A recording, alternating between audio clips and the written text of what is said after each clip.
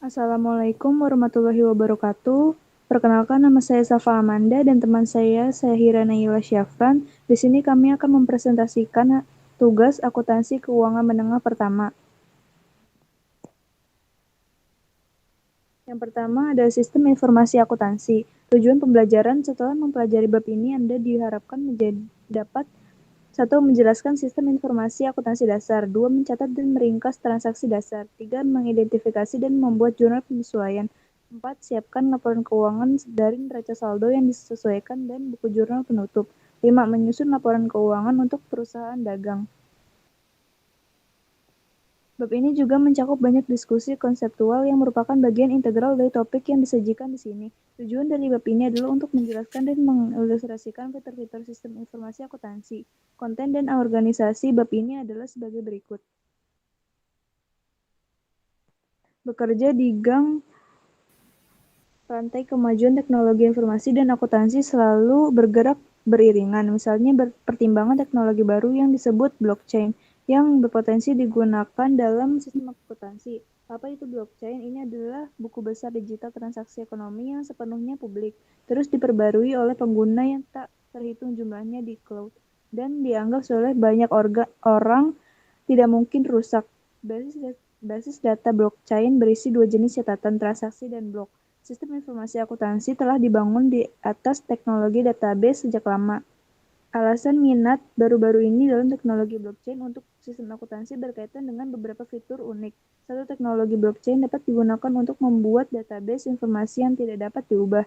Menjadi tidak berubah berarti bahwa begitu informasi disimpan di blockchain, catatan asli tidak dapat berubah tanpa deteksi. 2. Catatan blockchain disimpan dalam sistem terdistribusi. Dalam terdistribusi selalu ada banyak salinan basis data dan semua salinannya sama setiap saat.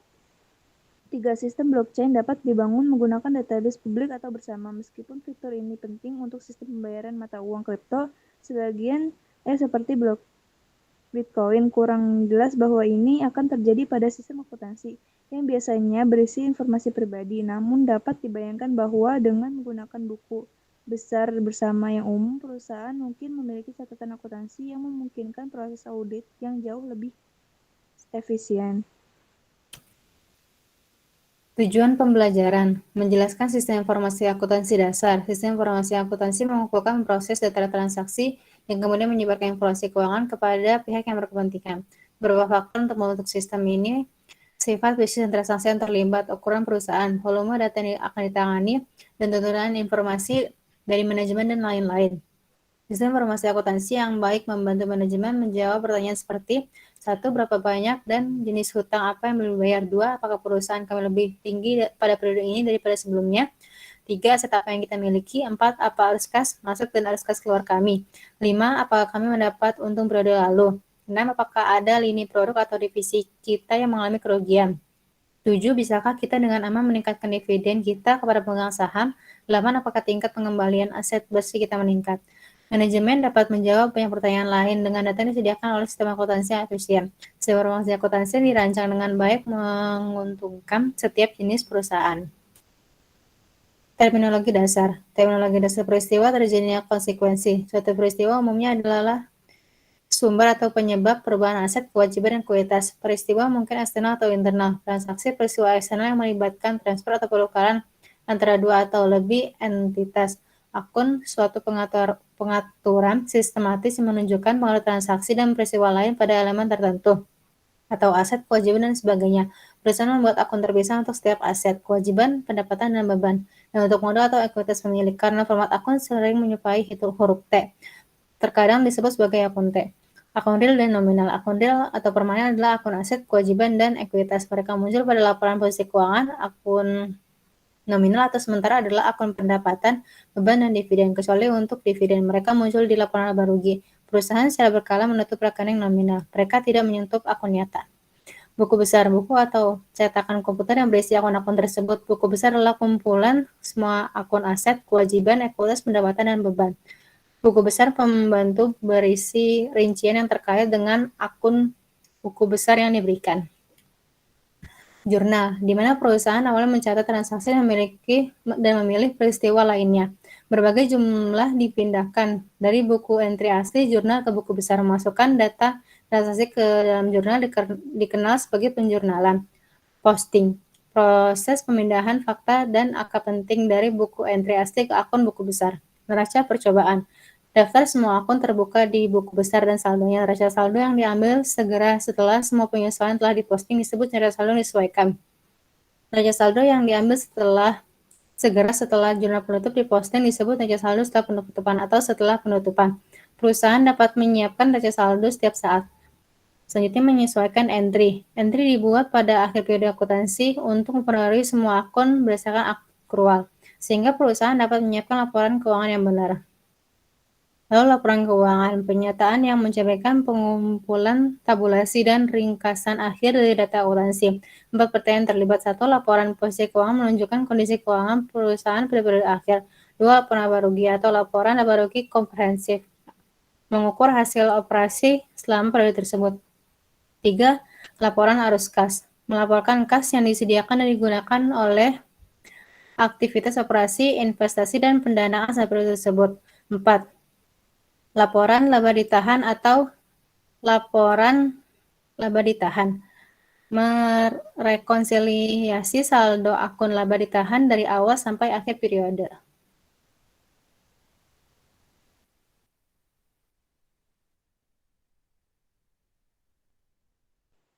Debit dan kredit. Istilah debit dan kredit masing-masing berarti kiri dan kanan. Istilah ini tidak berarti bertambah atau berkurang, melainkan menggambarkan di mana suatu perusahaan membentuk entry dalam proses pencatatan. Penempatan debit di sebelah kiri dan kredit di sebelah kanan. Hanyalah kebiasaan akuntansi. Kita bisa berfungsi dengan baik jika kita membalikkan sisi-sisinya.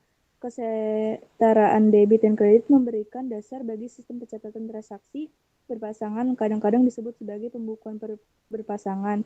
Sistem ini menyediakan metodologis untuk mencatat transaksi. Ini juga menawarkan cara untuk membuktikan keakuratan jumlah yang dicatat. Jika sebuah perusahaan mencatat setiap transaksi dengan debit dan kredit yang sama, maka jumlah semua debit ke akun harus sama dengan jumlah semua kredit.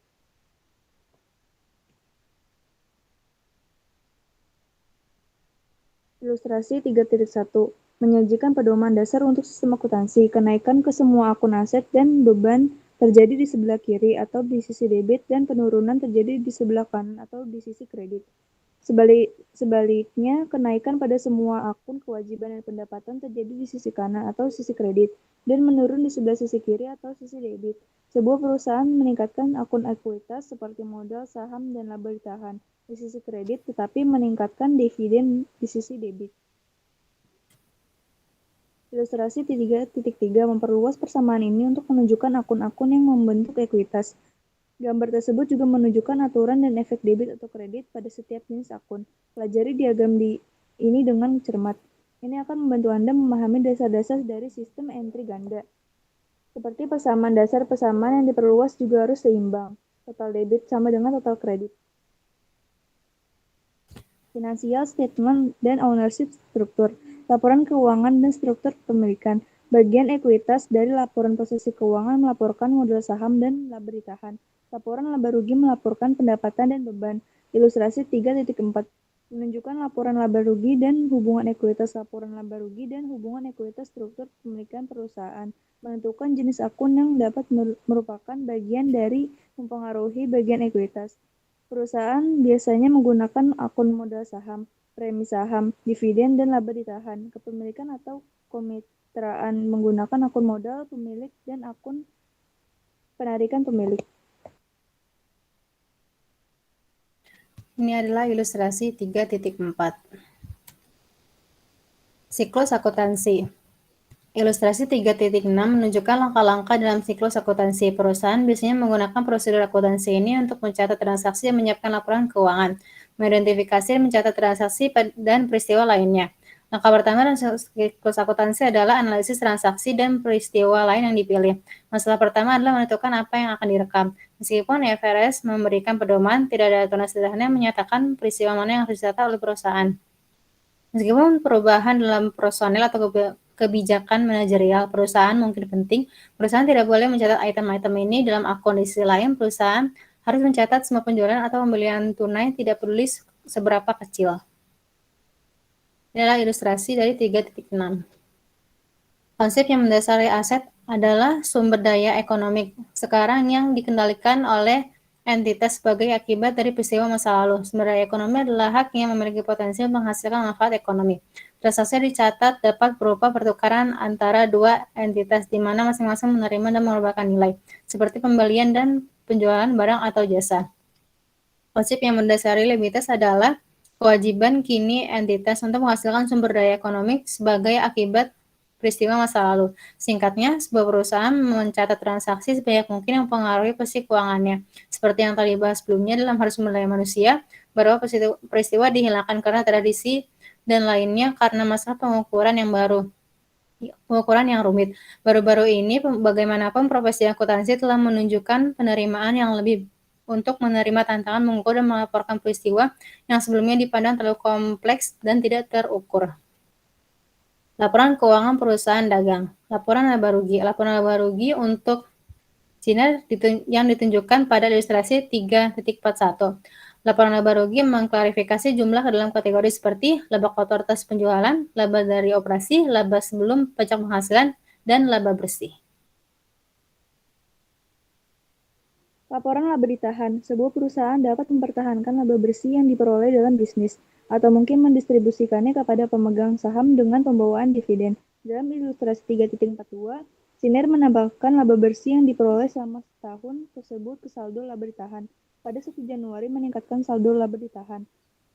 Pengurangan dividen sebesar 2.000 pada tanggal 31 Desember, saldo laba ditahan sebesar 26.400. Laporan posisi keuangan. Laporan posisi keuangan Siner yang ditunjukkan pada ilustrasi 3.43 merupakan laporan posisi keuangan yang diklasifikasikan di bagian properti, pabrik, dan peralatan.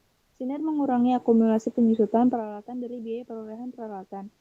Selisihnya merupakan nilai buku atau nilai tercatat di peralatan tersebut. Ilustrasi 3.43, laporan posisi keuangan perusahaan dagang piutang bunga, persediaan asuransi bayar di muka, dan sewa dibayar di muka, dimasukkan sebagai aset lancar. Siner menganggap aset ini lancar karena akan diubah menjadi uang tunai yang digunakan oleh bisnis dalam waktu yang relatif singkat. Siner mengurangi jumlah penyisihan piutang diragukan dari total piutang.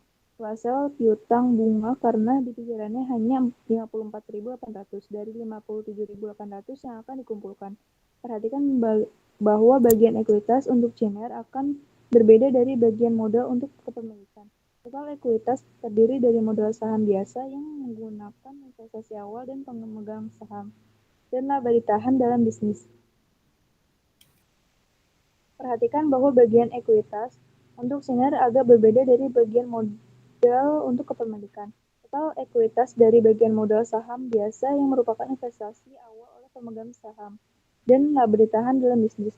Hutang obligasi yang akan jatuh tempo pada tahun 2027 merupakan kewajiban tidak lancar. Akibatnya, laporan posisi keuangan menunjukkan akun dalam bagian terpisah. Perusahaan membayar bunga obligasi pada tanggal 31 Desember.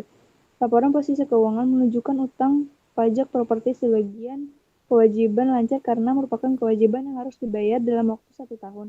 Laporan posisi keuangan juga menunjukkan kewajiban jangka pendek lainnya seperti utang usaha. Entry penutup. Siner membuat jurnal penutup dan jurnal umumnya sebagai berikut. Mencatat dan meringkas transaksi dasar. 1. Penjurnalan. Sebuah perusahaan mencatat dalam akun-akun transaksi.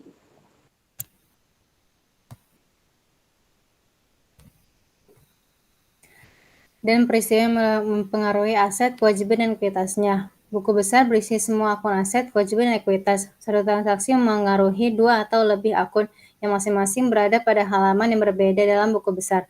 Oleh karena itu, untuk memiliki catatan lengkap dalam setiap transaksi atau peristiwa lain di suatu tempat, perusahaan menggunakan jurnal yang juga disebut buku entry asli. Dalam bentuk yang paling sederhana, jurnal umum secara kronologis mencatatkan transaksi dan peristiwa lainnya yang dinyatakan dalam debit dan kredit ke akun. Contoh 1 September. Para pemegang saham menginvestasikan 15.000 kas di perusahaan dengan imbalan saham biasa, membeli peralatan komputer seharga 7.000 tunai. Ini adalah contoh dari jurnalnya.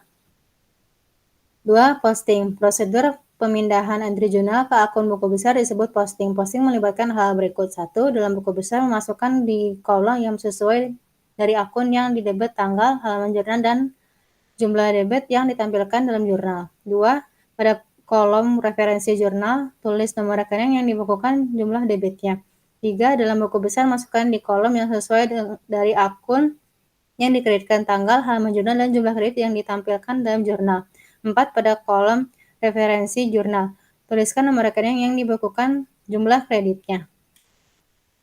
Beberapa perusahaan menyebut formulir ini sebagai bentuk akun 3 kolom karena memiliki 3 kolom uang, debit, kredit, dan saldo. Saldo dalam akun ditentukan setelah setiap transaksi. Ruang penjelasan dan kolom referensi memberikan informasi khusus tentang transaksi. Nomor kontak menunjukkan urutan langkah-langkah. 3. Bagan akun. Jumlah dan jenis akun berbeda untuk setiap perusahaan. Jumlah akun tergantung pada jumlah keinginan manajemen detail. Misalnya, manajemen suatu perusahaan mungkin menginginkan satu akun untuk semua jenis beban utilitas.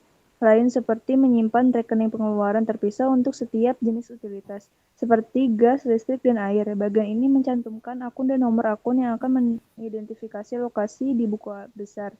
Sistem penomoran yang mengidentifikasi akun biasanya dimulai dengan laporan posisi keuangan dan diikuti dengan akun laporan laba rugi. Dalam bab ini, kami akan menjelaskan akuntansi untuk YGC Advertising, perusahaan jasa. Kisaran nomor rekening adalah sebagai berikut. Akun 101-199 menunjukkan akun aset. 200-299 itu menunjukkan kewajiban. 300-399 menunjukkan akun ekuitas. 400-499 menunjukkan pendapatan. 500-799 menunjukkan beban. 800-899 menunjukkan pendapatan lain-lain. 900-999 menunjukkan beban lain-lain. Berikut adalah laporan dari YGC Advertising. 4. Proses pencatatan ilustrasi. Menunjukkan langkah-langkah dasar dalam proses pencatatan. Menggunakan transaksi Oktober YGC Advertising, proses akuntansi YGC adalah 1 bulan. Analisis dasar dan analisis debit kredit mendahului penjurnalan dan posting pada setiap transaksi. Untuk kesederhanaan, kami menggunakan formulir akun T. Tujuan dari analisis transaksi adalah pertama untuk mengidentifikasi jenis akun yang terlibat, dan kemudian untuk menurunkan apakah akan membuat debit atau kredit yang akan ke akun. 5. Neraca saldo. Neraca saldo adalah daftar akun dan saldonya pada waktu tertentu. Sebuah perusahaan biasanya menyimpan neraca saldo pada akhir periode akuntansi. Neraca saldo mencantumkan akun dalam urutan kemunculannya di buku besar, dengan saldo debit tercantum di kolom kiri dan saldo kredit di kolom kanan. Jumlah dari dua kolom harus sama. Neraca saldo membuktikan kesetaraan matematis dari debit dan kredit setelah posting. Neraca saldo juga mengungkap kesalahan dalam penjurnalan dan posting. Selain itu, berguna dalam menyusun laporan keuangan. Tata cara penyusunan neraca saldo terdiri dari 1. Mencantumkan judul dan akun saldonya. 2. Menjumlahkan kolom kredit dan kredit. 3. Membuktikan persamaan kedua kolom. Menyiapkan laporan keuangan. Seperti yang ditunjukkan di atas, YGC Advertising dapat menyiapkan laporan keuangan langsung dari neraca saldo yang disesuaikan. Ilustrasi 3.6 dan 3.7 menunjukkan keterkaitan data dan neraca saldo yang disesuaikan dengan laporan keuangan. Seperti yang ditunjukkan ilustrasi 3.6, YGC menyiapkan laporan laba rugi dari akun pendapatan dan beban. Selanjutnya, ia memperoleh laporan laba ditahan dari akun laba ditahan dan dividen dan laba bersih atau akun rugi bersih yang ditunjukkan dalam laporan laba rugi. Ini adalah ilustrasi 3.6, penyusunan laporan laba rugi dan laporan laba ditahan dari neraca saldo yang disesuaikan. Ini adalah ilustrasi 3.7, penyusunan laporan posisi keuangan dari neraca saldo yang disesuaikan. Seperti yang ditunjukkan oleh ilustrasi 3.7, YGC kemudian menyiapkan laporan posisi keuangan dari akun aset dan kewajiban, akun modal saham biasa, dan saldo laba di akhir seperti yang dilaporkan dalam laporan laba ditahan. Penutupan. Proses penutupan mengurangi saldo akun nominal atau sementara menjadi nol untuk mempersiapkan akun untuk transaksi periode berikutnya. Dalam proses penutupan, Yeezy Advertising mentransfer semua saldo akun pendapatan dan beban atau item laporan laba rugi ke akun clearing atau suspense yang disebut ringkasan pendapatan. Akun ikhtisar laba rugi cocok dengan pendapatan dan beban. Yeezy menggunakan rekening clearing ini hanya pada akhir setiap periode pembukuan. Akun tersebut merupakan laba bersih atau rugi bersih untuk periode tersebut, kemudian mentransfer jumlah laba bersih atau laba rugi ke akun ekuitas. Untuk koperasi, akun ekuitas adalah laba ditahan. Untuk memiliki persoalan dan persekutuan, ini adalah akun modal. Perusahaan memposting semua entry penutup tersebut ke akun buku besar umum yang sesuai. Jurnal penutup. Dalam praktiknya, perusahaan umumnya menyiapkan jurnal penutup hanya pada akhir periode akuntansi tahunan perusahaan. Namun, untuk mengilustrasikan penjumlahan dan posting jurnal penutup, kami akan mengasumsi bahwa JGC Advertising menutup bukunya setiap bulan. Ilustrasi 3.38 menunjukkan ayat jurnal penutup pada tanggal 31 Oktober. Beberapa peringatan tentang mempersiapkan jurnal penutup. 1. Hindari secara tidak sengaja mengadakan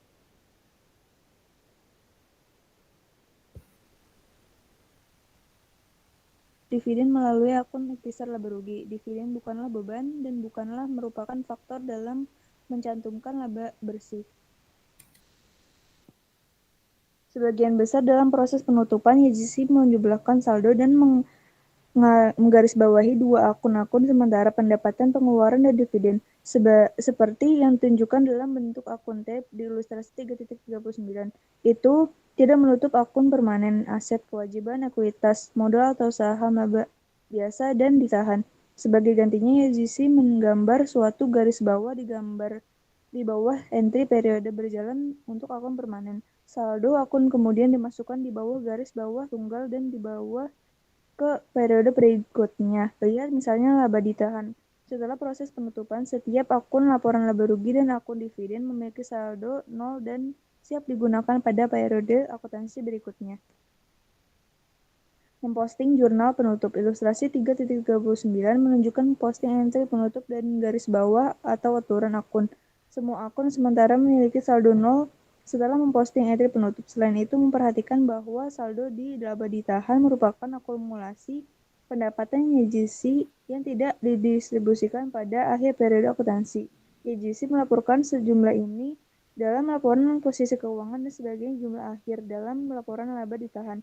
Seperti disebutkan di atas, YGC menggunakan akun ikhtisar laba rugi hanya sebagai penutup.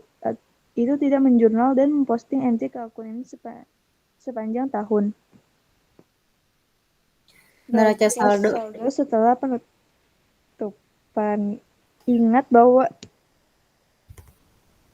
Ingatlah bahwa neraca saldo dibuat setelah memposting transaksi reguler pada periode tersebut, dan bahwa neraca saldo perubahan kedua atau saldo perubahan disesuaikan terjadi setelah memposting entry penyesuaian. Sebuah perusahaan dapat mengambil neraca saldo ketiga setelah memposting entry penutup. Neraca saldo setelah penutupan disebut neraca saldo setelah penutupan. Tujuan dari neraca saldo setelah penutupan adalah untuk membuktikan kesetaraan saldo akun permanen dibawa ke perusahaan ke periode akuntansi berikutnya. Karena semua akun sementara akan memiliki 0 saldo. Neraca saldo setelah penutupan hanya akan berisi akun permanen atau nyata laporan posisi keuangan.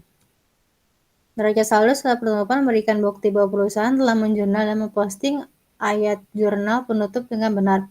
Hal ini juga menunjukkan bahwa persamaan akuntansi seimbang pada akhir periode akuntansi. Namun, seperti neraca saldo lainnya, ini tidak membuktikan bahwa YGC telah mencatat semua transaksi atau buku besar itu benar. Misalnya, neraca saldo setelah penutupan akan seimbang jika transaksi tidak dijurnal dan posting, atau jika transaksi dijurnal dan diposting 2 kali. Ringkasan siklus akuntansi. Ringkasan langkah-langkah dalam siklus akuntansi menunjukkan urutan logis dari prosedur akuntansi yang dilakukan selama periode fiskal. 1.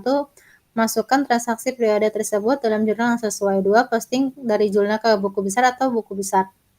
3. Siapkan neraca saldo yang belum disesuaikan atau trial balance. 4. Siapkan jurnal penyesuaian dan posting ke buku besar. 5. Siapkan neraca saldo setelah penyesuaian atau adjust trial balance. 6. Siapkan laporan keuangan dari neraca saldo yang disesuaikan. 7. Siapkan entry jurnal penutup. dan posting ke buku besar. 8. Siapkan neraca saldo setelah penutupan atau post closing trial balance. 9. Siapkan ayat jurnal pembalik atau opsional dan posting ke buku besar. Sebuah perusahaan biasanya menyelesaikan semua langkah ini di setiap produk fiskal.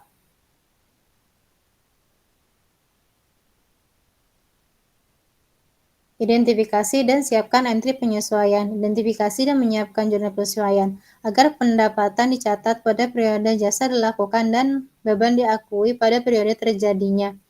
Perusahaan membuat jurnal penyesuaian. Singkatnya, penyesuaian memastikan bahwa perusahaan seperti SAP atau DU, CT Pacific Airways atau HKG dan Nokia FN mengikuti prinsip pengakuan pendapatan dan pengakuan biaya. Penggunaan jurnal penyesuaian memungkinkan untuk melaporkan pada laporan polisi keuangan aset, kewajiban, dan ekuitas yang sesuai pada tanggal laporan. Ayat jurnal penyesuaian juga memungkinkan untuk melaporkan pendapatan dan beban yang tepat pada laporan laba rugi untuk periode tersebut. Namun, neraca saldo penjumlahan pertama dari data transaksi mungkin tidak berisi data yang mutakhir dan lengkap. Ini terjadi karena alasan berikut. 1. Beberapa peristiwa tidak di jurnal karena setiap hari karena tidak bijaksana. Contohnya adalah konsumsi persediaan dan pendapatan gaji dan upah oleh karyawan. 2. Beberapa biaya tidak di jurnal sampai periode akuntansi karena biaya ini kadaluarsa dan berlalunya waktu dan bukan sebagai akibat dari transaksi harian yang berulang. Contoh biaya tersebut adalah penyusutan bangunan dan peralatan serta sewa dan asuransi. 3. Beberapa item mungkin tidak direkam. Contohnya adalah tagihan layanan utilitas yang tidak akan diterima sampai periode akuntansi berikutnya. Jurnal penyesuaian diperlukan setiap kali perusahaan seperti Sony menyiapkan laporan keuangan. Lihat konsep dasar. Saat itu Sony harus menganalisis setiap akun dalam uji coba saldo untuk menentukan apakah lengkap dan mutakhir untuk bertujuan laporan keuangan. Analisis ini membutuhkan pemahaman menyeluruh tentang operasi Sony dan keterkaitan akun. Karena proses yang terlibat ini biasanya akuntan yang terampil menyiapkan jurnal penyesuaian. Dalam mengumpulkan data penyesuaian, Sony mungkin perlu menghitung persediaan dan suku cadang perbaikan. Selanjutnya, ia dapat menyiapkan jadwal pendukung polis asuransi, perjanjian sewa, dan komitmen kontraktual lainnya. Perusahaan sering menyiapkan penyesuaian setelah tanggal laporan posisi keuangan, namun mereka memberi tanggal entry. Penangguhan. 1. Pembiayaan dibayar di muka. Biaya yang dibayar tunai sebelum digunakan dikonsumsi. 2. Pendapatan diterima di muka kas yang diterima sebelum jasa dilakukan. Akrual. 1. Pendapatan yang masih harus dibayar. Pendapatan layanan yang dilakukan tapi belum diterima secara tunai atau dicatat. 2. Biaya yang masih harus dibayar. Biaya yang terjadi tetapi belum dibayar tunai atau dicatat. Menyesuaikan entry dan penangguhan. Menunda berarti menunda untuk menunda. Penangguhan adalah beban atau pendapatan yang diakui pada tanggal lebih lambat dari titik ketika uang tunai awalnya ditukar.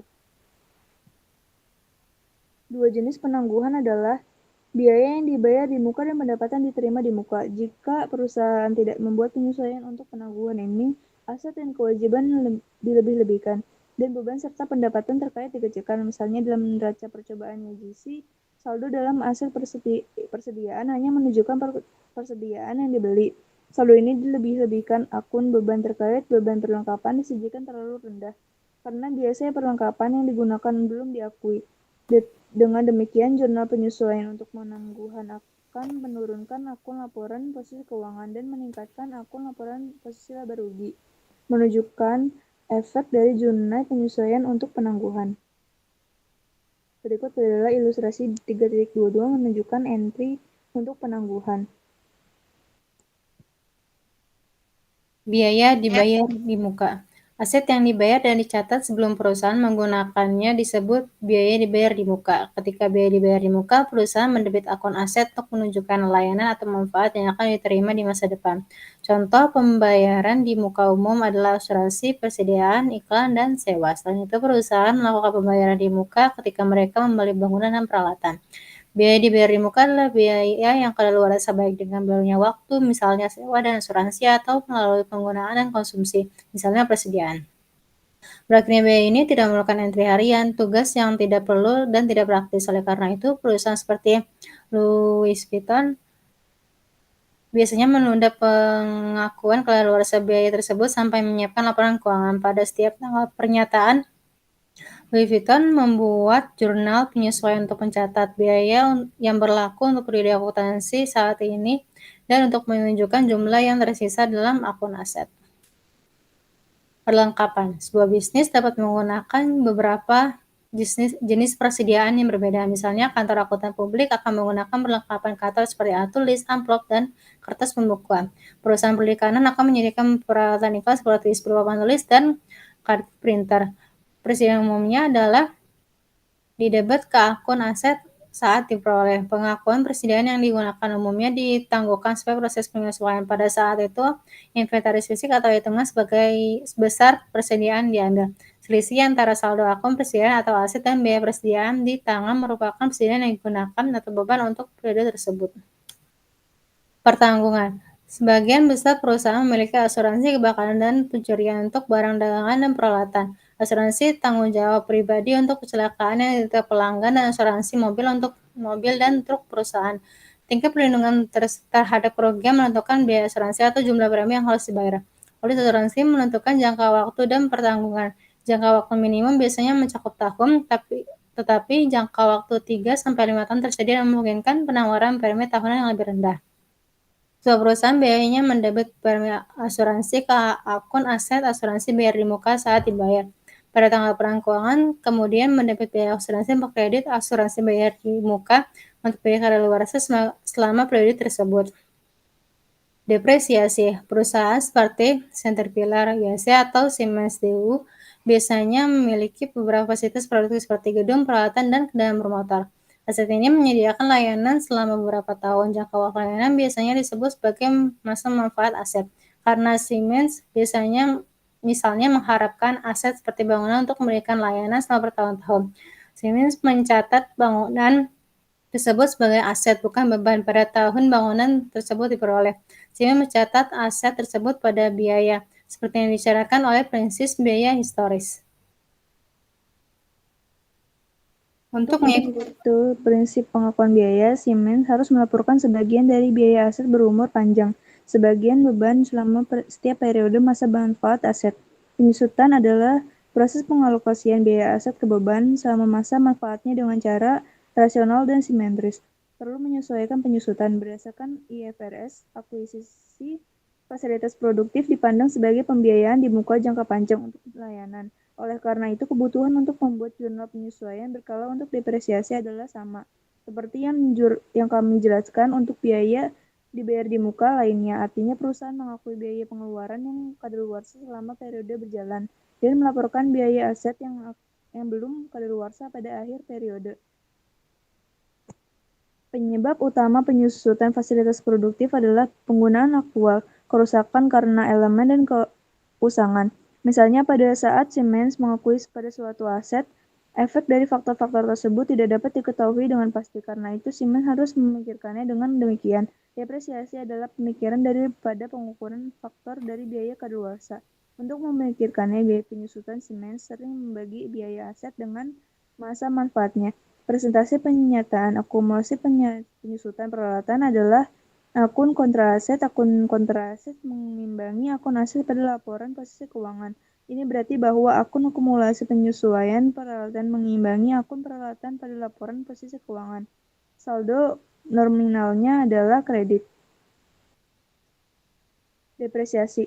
Nilai buku atau nilai tercatat dari setiap aset yang akan diusutkan adalah selisih antara biaya perolehannya dan akumulasi penyusutannya yang terkait. Perhatikan bahwa nilai buku aset umumnya berbeda dari nilai sewajarnya. Alasannya penyusutan adalah konsep alokasi, bukan konsep penilaian. Artinya depresiasi pengalokasian biaya aset ke periode di masa aset tersebut digunakan. Penyusutan tidak berusaha untuk melaporkan perubahan aktual dan nilai aset.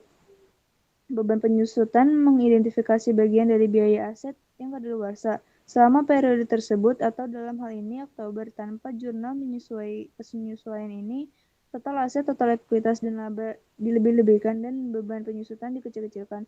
Perusahaan mencatat bahwa biaya penyusutan untuk setiap peralatan seperti truk atau mesin dan untuk Semua bangunan sebuah perusahaan juga membuat akun akumulasi penyusutan terkait untuk di atas, seperti akumulasi depresiasi truk, akumulasi penyusutan mesin, dan akumulasi penyusutan bangunan. Pendapatan diterima di muka. Ketika perusahaan menerima uang tunai sebelum layanan dilakukan, mereka mencatat kewajiban dengan meningkatkan mengkredit akun kewajiban yang disebut pendapatan diterima di muka. Dengan kata lain, perusahaan ini memiliki kewajiban kinerja liability untuk memberikan pelayanan kepada salah satu pelanggannya. Barang-barang seperti sewa, langganan majalah, dan simpanan pelanggan untuk layanan di masa mendatang dapat menghasilkan pendapatan diterima di muka. Maskapai penerbangan seperti Ryanair atau IRL, China CHN AS merupakan penerimaan dari penjualan tiket sebagai pendapatan diterima di muka sampai mereka memenuhi kewajiban kinerja. Pendapatan diterima di muka adalah kebalikan dari biaya di muka. Memang pendapatan diterima di muka pada pembukuan satu perusahaan kemungkinan besar merupakan pembayaran di muka, dan pembukuan perusahaan yang melakukan pembayaran di muka, misalnya kita mengasumsi periode akuntansi yang identik. Pemilik akan memiliki pendapatan sewa diterima di muka ketika penyewa memiliki sewa dibayar di muka. Ketika sebuah perusahaan seperti Ryanair menerima pembayaran untuk layanan yang akan dilakukan pada periode akuntansi masa depan, mengkredit akun pendapatan diterima di muka atau kewajiban untuk mengakui kewajiban yang ada. Ryanair kemudian mengakui pendapatan ketika melakukan layanan, namun membuat entry berulang setiap hari untuk mencatat pendapatannya tidak praktis. Oleh karena itu, Ryanair menunda pengakuan pendapatan hingga proses penyesuaian. Kemudian Ryanair membuat jurnal penyesuaian untuk mencatat pendapatan atas jasa yang dilakukan selama periode tersebut dan untuk menunjukkan liabilitas yang tersisa pada akhir periode akuntansi. Dalam kasus umum, kewajiban lebih-lebihkan dan pendapatan dikecilkan sebelum penyesuaian. Dengan demikian, jumlah penyesuaian untuk pendapatan diterima di muka menghasilkan debit atau penurunan dan kewajiban dan kredit dinaikkan ke akun pendapatan. Menyesuaikan entry untuk akrual. Kategori kedua dari jurnal penyesuaian adalah akrual. Perusahaan membuat jurnal penyesuaian untuk akrual untuk mencatat pendapatan atas jasa yang dilakukan dan beban yang terjadi pada periode akuntansi berjalan. Tanpa penyesuaian akrual, akun pendapatan atau akun pengeluaran diremehkan. Dengan demikian, jurnal penyesuaian untuk akrual akan meningkatkan baik laporan posisi keuangan maupun akun laporan laba rugi. Pendapatan yang masih harus dibayar, pendapatan atas jasa yang dilakukan tapi belum dicatat pada tanggal laporan merupakan pendapatan yang masih harus dibayar. Pendapatan yang masih harus dibayar dapat terakumulasi dengan berlalunya waktu, seperti dalam kasus pendapatan bunga. Ini tidak dicatat karena pelayanan bunga tidak melibatkan transaksi harian. Perusahaan tidak mencatat pendapatan bunga setiap hari karena seringkali tidak praktis untuk melakukannya. Pendapatan yang masih harus dibayar. Pendapatan atau jasa yang telah dilakukan tetapi belum dicatat pada tanggal laporan merupakan pendapatan yang masih harus dibayar. Pendapatan yang masih harus dibayar dalam terakumulasi dengan berjalannya waktu. Seperti dalam kasus pendapatan bunga yang tidak transaksi karena pelayanan bunga tidak melibatkan transaksi harian. Perusahaan tidak mencatat pendapat bunga setiap harinya karena tidak praktis melakukannya lagi. Pendapatan yang masih harus dibayar juga dapat dihasilkan dari layanan yang telah dilakukan tapi belum ditagih atau ditagih. Seperti dalam kasus komisi dan biaya, ini mungkin tidak dicatat karena ini sebagian dari total layanan yang dilakukan dan klaim tidak akan ditagih sampai layanan selesai. Jurnal penyesuaian mencatat piutang yang ada pada tanggal laporan posisi keuangan dan pendapatan atas jasa yang dilakukan selama periode tersebut. Sebelum penyesuaian, baik aset menyesuaikan entry untuk akrual. Hutang yang buruk. Pengakuan yang tepat atas pendapatan dan beban pencatatan diktal hutang sebagai beban periode di mana perusahaan mencatat pendapatan untuk layanan yang dilakukan, bukan periode di mana perusahaan menghapus akun atau catatan. Penilaian yang tepat dari saldo piutang juga membutuhkan pengakuan piutang tak tertagih. Pengakuan dan penilaian yang dapat memerlukan jurnal penyesuaian. Pada setiap akhir periode, perusahaan seperti Marks dan Spencer memperkirakan jumlah piutang yang nantinya terbukti tidak tertagih. M&S mendasarkan estimasi pada berbagai faktor jumlah piutang tidak tertagih yang dialaminya dalam beberapa tahun terakhir, kondisi ekonomi secara umum, berapa lama piutang telah jatuh tempo, dan faktor-faktor lain yang menunjukkan tingkat tidak tertagihnya piutang. Derajat percobaan yang disesuaikan. Setelah menjurnal posting semua jurnal penyesuaian, Easy Advertising menyiapkan neraca saldo lain dari akun buku besar. Menunjukkan dalam ilustrasi 3.35. Neraca saldo ini disebut neraca saldo yang disesuaikan. Tujuan neraca saldo yang disesuaikan adalah untuk membuktikan kesetaraan dari total saldo debit dan total saldo kredit dalam buku besar. Setelah semua penyesuaian, karena akun-akun tersebut berisi semua data yang diperlukan untuk laporan keuangan, maka neraca saldo yang disesuaikan adalah dasar utama untuk menyusun laporan keuangan.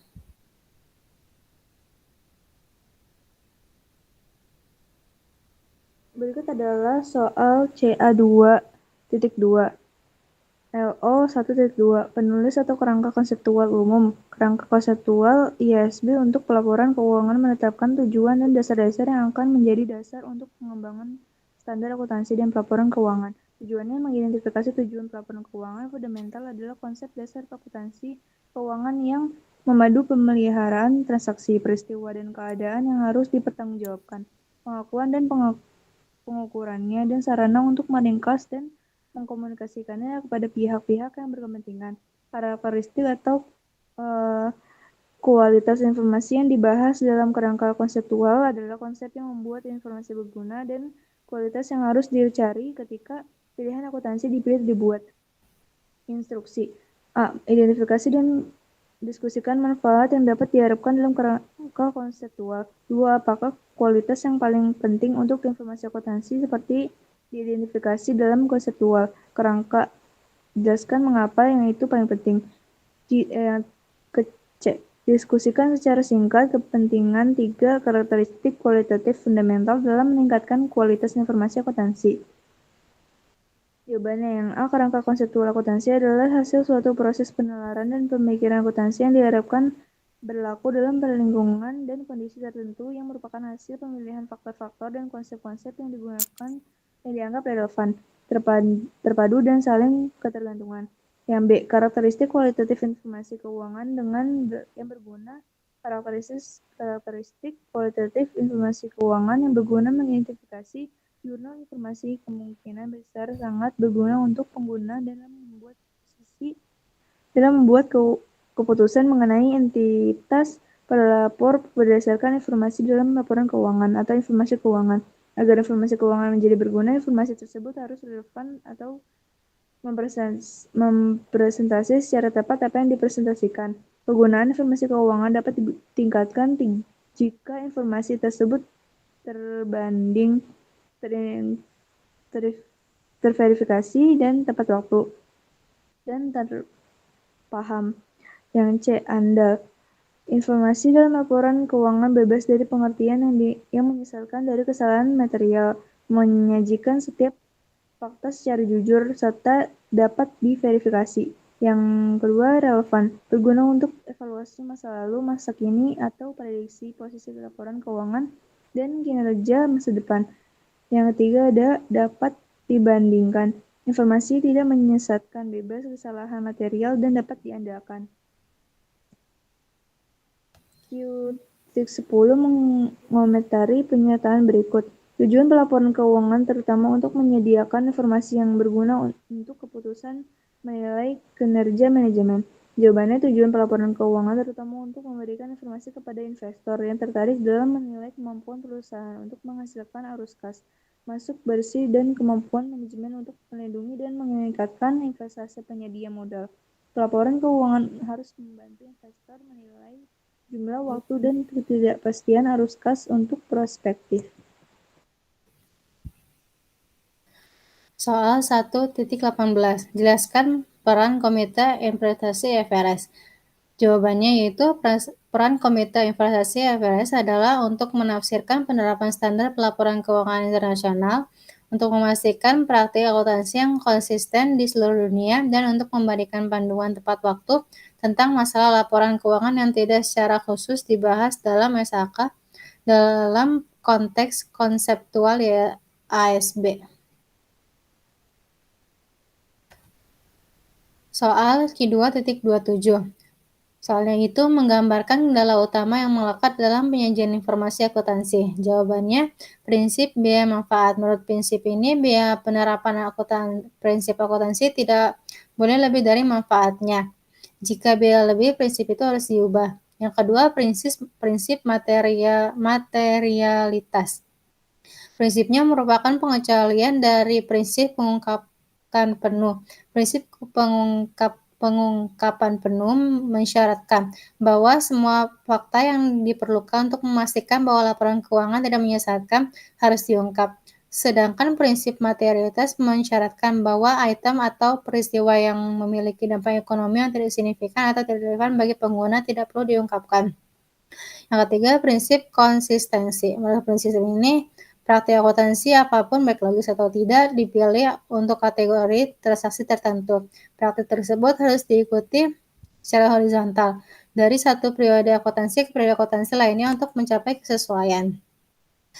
Selanjutnya, prinsip konservatisme. Menurut prinsip ini, prinsip antisipasi tidak ada untung, tapi sediakan untuk semua kemungkinan kerugian harus diterapkan. Selanjutnya, prinsip ketepatan waktu. Menurut prinsip ini, informasi yang tepat waktu, meskipun kurang dapat diandalkan, harus tersedia bagi para pengambil keputusan.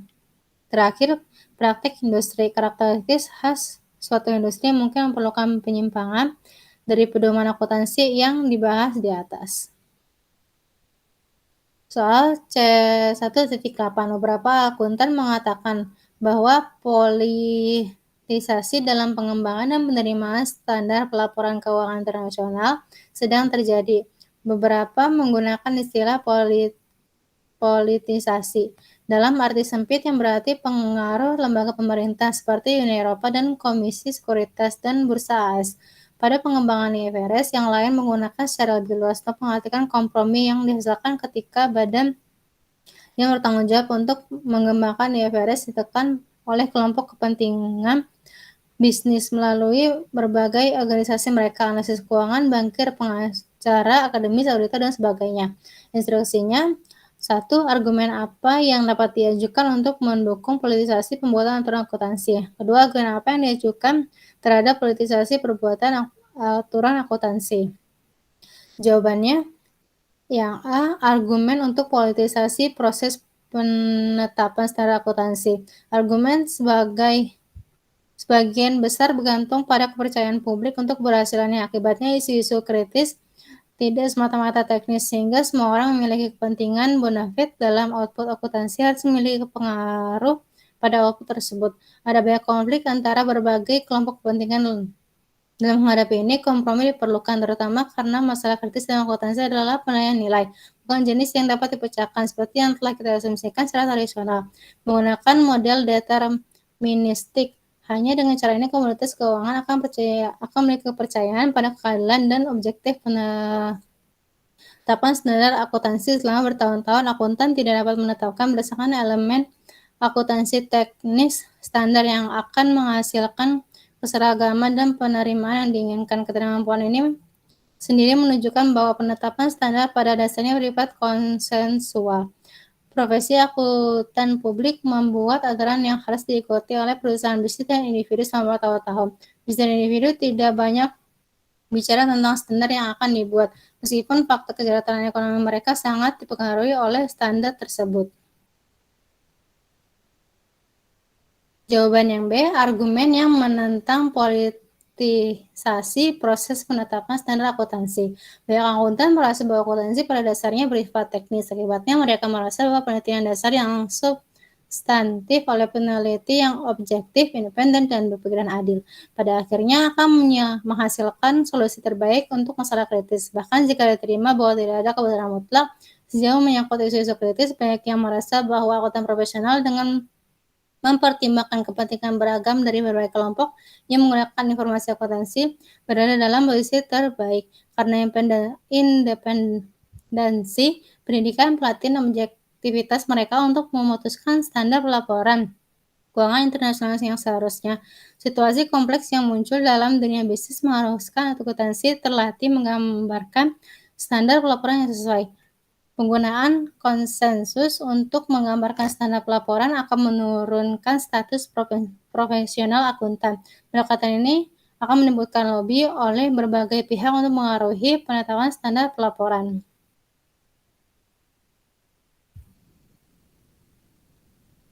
Sekian presentasi kami dari kelompok 2. Terima kasih. Wassalamualaikum warahmatullahi wabarakatuh.